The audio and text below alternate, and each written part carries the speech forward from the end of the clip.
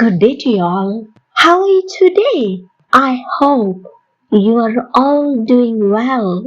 Let's thank God for this fantastic day. மரத்தடி நிழலில் ஆங்கில இலக்கண குறிப்புகள், grammar tips and the shade of the tree. 50 days. ஏன் மரத்தடி நிழலில் என்று யோசிக்கிறீங்களா? Yes, chill என்று நடைமுறை வாழ்வில் இலக்கணத்தை சுமையாக கருதாமல் சுலபமாக பிழையின்றி சரளமாக சட்டென எப்படி பயன்படுத்திடலாம் என்று பார்க்கலாம். உதாரண வாக்கியங்களூடாக ஆங்கில இலக்கண குறிப்புகளை இலகுவில் பயன்படலாம். நாம அனைவரும் 50 நாட்கள் தொடர்ச்சியாக பயிற்சி எடுக்க போகின்றோம். வீடியோ பார்வையிடும் அனைவரும் வாய் விட்டு சொல்லி பயிற்சி எடுத்துக் கொள்ளுங்கள். வீடியோவை ஸ்கிப் பண்ணாம பார்வையிடுங்கள்.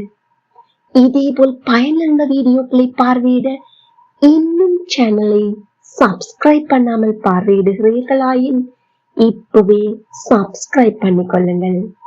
அருகே உள்ள பெல் ஐக்கனையும் கிளிக் பண்ணிக்கொள்ளுங்கள். அப்போதான் உடனுக்குடன் நோட்டிபிகேஷன்ஸ் பெற்றுக்கொள்ள முடியும். மற்றவர்களும் பயனடைய லைக் பண்ணிட்டு ஷேர் பண்ணிக்கொள்ளுங்க.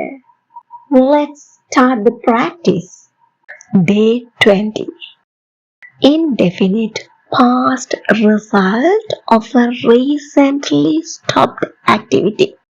அண்மை காலத்தில் நிறுத்தப்பட்ட கடந்த கால நிகழ்வின் விளைவை நிகழ்காலத்தில் ஆதாரமாக காணக்கூடியதாக இருக்கும் போதும் present perfect continuous tense பயன்படுத்துவோம்.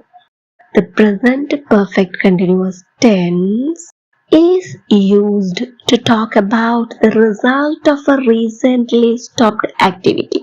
The result of the activity is evident in the present.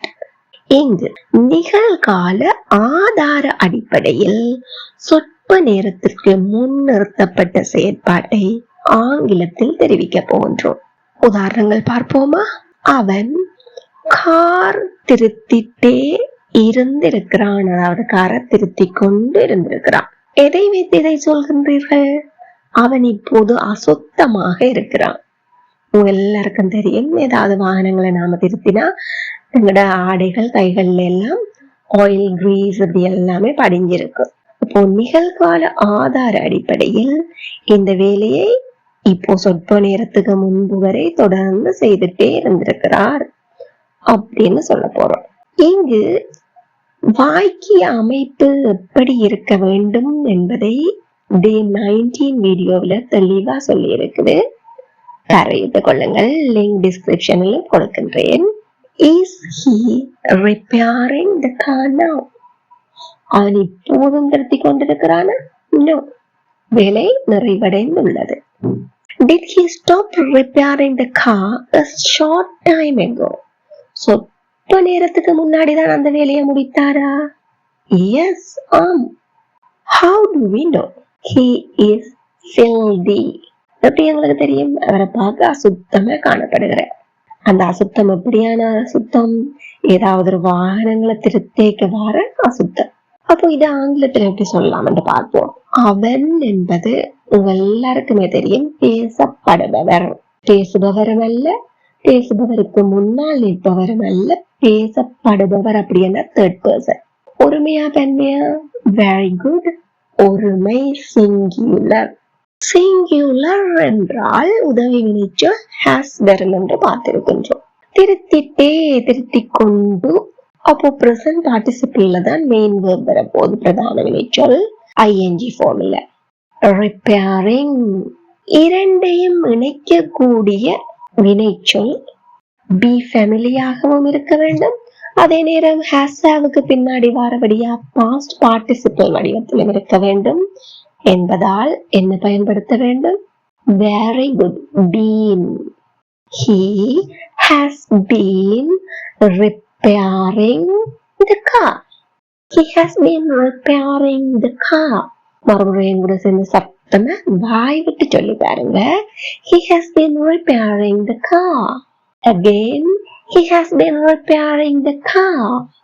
இதற்கான ஆதாரம் தான் என்ன? அவன் அசுத்தமாக இருக்கிறான். He is filthy. மற்றொரு உதாரணம் பார்ப்போம். அவள் சமைத்துட்டே இருந்திருக்கிறாள், சமைத்துக் கொண்டு இருந்திருக்கிறாள். எதை வைத்து சொல்கிறீர்கள்? ஆதாரம் என்ன? மேஜையில் சுவையான உணவுகள் உள்ளன. அப்போ இங்கு அவள் என்பதும் மறுமுறையும் மறுபடியும் third person singular பேசப்படுகின்ற ஒருமை அல்லவா? அதனால் has சமைத்துக் கொண்டு குக்கிங் இரண்டையும் இணைக்க பயன்படுத்துகின்ற உதவியினை சொல் very good. Been she has been cooking. She has been cooking. அப்போ இப்போ இந்த சமையல் நடந்து கொண்டிருக்கா? இல்ல, முடிக்கப்பட்டிருக்கிறது. எதை ஆதாரமாக வைத்து சொல்கிறீர்கள்? மேசையில் சுவையான உணவு உள்ளது.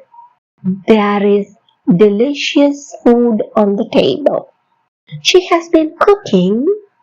There is delicious food on the table. எங்க சேர்ந்து சத்தமா சொல்லி பாருங்க எல்லாரும். She has been cooking. There's delicious food on the table. மழை பெய்து கொண்டு இருந்திருக்கிறது. Is it raining now? இப்ப மழை பெய்து கொண்டிருக்கா? இல்ல, no. அப்போ இப்ப முடிவடைந்திருக்கு. A short time ago. கொஞ்ச நேரத்துக்கு முன்னாடி. ஆதாரம் என்ன? வீதி இன்னமும் ஈரமாக உள்ளது. இப்பதான் மழை பெய்து நின்றுகிறதுன்றதுக்கு அறிகுறியா வீதி இப்பவும் ஈரமா இருக்குது. உங்க எல்லாருக்கும் தெரியும் பழைய ஈரமா புது ஈரமான்னு பார்த்து கொள்வதற்கு. இதே ஆங்கிலத்தில் எப்படி சொல்லலாம்? It again பேசப்படுகின்றது. It has been raining. It has been raining. The street is still wet. It has been raining. The street is still wet. Again, it has been raining. The street is still wet. இன்னொரு உதாரணம் பார்ப்போம். யாரோ என்னுடைய பிஸ்கெட்டுகளை சாப்பிட்டு கொண்டு இருந்திருக்கிறார்கள். யாரோ என்னுடைய பிஸ்கெட்டுகளை சாப்பிட்டு கொண்டு இருந்திருக்கிறார்கள். எப்படி தெரியும் உங்களுக்கு? புது பேக்கெட் வச்சுட்டு போயிருக்கிறீங்க, ஆனா இப்ப பார்த்தா பாதி பேக்கெட் முடிஞ்சது. அந்த கேப்புக்குள்ள யாரோ அதை சாப்பிட்டு கொண்டு இருந்திருக்கிறாங்க. யாரோ சம்மன். நாங்க சம்மன், சம்முடைய, எனிவன், எனிவோடைய இது போன்ற வீடியோ சொற்களை எல்லாம் ஒரே வீடியோவில் ஏற்கனவே பதிவிட்டுள்ளேன். லிங்க் டிஸ்கிரிப்ஷன்ல கொடுக்கின்றேன். பார்க்க விரும்பியவர்கள் பார்த்து பயன்பெறுங்கள். சம்மன் ஒருமை வினைச்சொல் தான் பயன்படுத்த வேண்டும். ஆதலால் someone has been. Someone has been. என்ன செய்து கொண்டிருக்கிறார்கள்? சாப்பிட்டு கொண்டு. Eating my biscuits. Someone has been eating my biscuits. Again, someone has been eating my biscuits. எப்படி உங்களுக்கு தெரியும்? பாதி முடிஞ்சது. Half of them have finished. Half of them have finished. எங்கூட சேர்ந்து மறுபடியும் சொல்லி பாருங்க எல்லாரும். Someone has eaten my biscuits. Half of them have finished. அவர்கள் நீச்சல் அடிச்சிட்டு, அதாவது நீச்சல் அடித்துக் கொண்டு இருந்திருக்கிறார்கள். What is the proof or what is the evidence at present? என்ன ஆதாரம் இருக்கு? அவர்கள் இன்னமும் ஈரமான நீச்சலுடையிலேயே இருக்கிறாங்க. ஈரம் சொட்டி ஒளியிட்டு இருக்குது. அப்ப உங்களுக்கு தெரியும் இப்பதான் நீச்சல் அடிச்சு முடிச்சிருக்கிறாங்க. Short time ago. அவர்கள் இதுவும் third person தான். இருந்தாலும் ஒருமை எழுவாய் அல்ல, தன்மை எழுவாய். அப்ப எந்த வித தயக்கமும் இல்லாம நாம் என்ன பயன்படுத்துவோம்? Wonderful. Have been. Have been. They have been swimming. They have been swimming. Again, they have been swimming. How do we know? உங்களுக்கு எப்படி தெரியும்? They are still in their wet swimsuits. They are still in their wet swimsuits. எல்லாருமே கூட சேர்ந்து மறுபடியும் சத்தமா வாய் விட்டு சொல்லுங்க. They have been swimming. They are still in their wet swimsuits. Now, this is the time for you to check your understanding. உங்களுக்கு எந்த அளவு விளங்கி இருக்குன்னு இப்ப செக் பண்ணி பார்த்துக்கொள்ளுங்க. அவள் நாள் முழுவதும் வேலை செய்துட்டே, அதாவது வேலை செய்து கொண்டு இருந்திருக்கிறாள். What is the proof? How do we know? அவள் களைப்பாக காணப்படுகிறாள். Next one. ராஜு படுக்கை அறைக்கு வர்ணம் தீட்டிக் கொண்டிருந்திருக்கிறான். How do we know? எப்படி தெரியும்? வர்ணம் இன்னமும் காயல. அப்ப இப்பவும் வர்ணம் ஈரலிப்பான தன்மையிலேயே இருக்கு. இப்போ விடைகளை கமெண்ட்ல சொல்லுங்க. எந்த வித தயக்கமும் வேணாம்.